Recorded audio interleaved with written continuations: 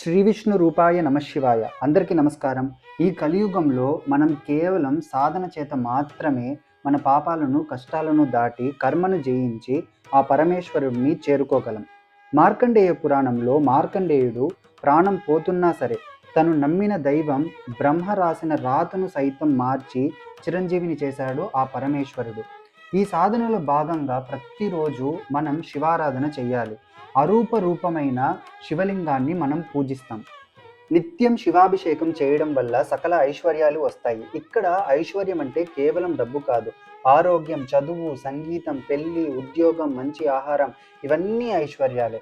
మనం ఇది ఇవ్వు అని అడగక ముందే అన్నీ ఆయన అనుగ్రహిస్తాడు. ఎప్పుడంటే నిత్యం శివాభిషేకం చేసినప్పుడు. అందులోనూ స్ఫటికలింగ ఆరాధన మరీ ప్రత్యేకం. శృంగేరి కంచిలో కూడా సాక్షాత్తు ఆ పరమేశ్వరుడు ఆదిశంకరాచార్యుల వారికి లోక కళ్యాణం కోసం ఇచ్చిన 5 శివలింగాలు కూడా స్ఫటికలింగాలే.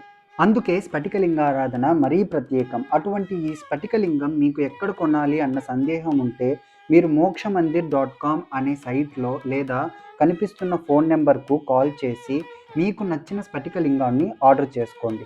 వీళ్ళు విత్ సర్టిఫికెట్తో ఒరిజినల్ స్ఫటికలింగాన్ని మీకు అందజేస్తారు. అందరూ రుద్రాభిషేకం చేయలేకపోయినా రోజుకు ఒక్కసారైనా చెంబుడు నీటితో ఆయన్ను మనస్ఫూర్తిగా తలుచుకొని అభిషేకం చేస్తే ఆ ఈశ్వరుణ్ణి చేరుకోవడానికి సాధనలో ఒక మెట్టు ఎక్కినట్టే.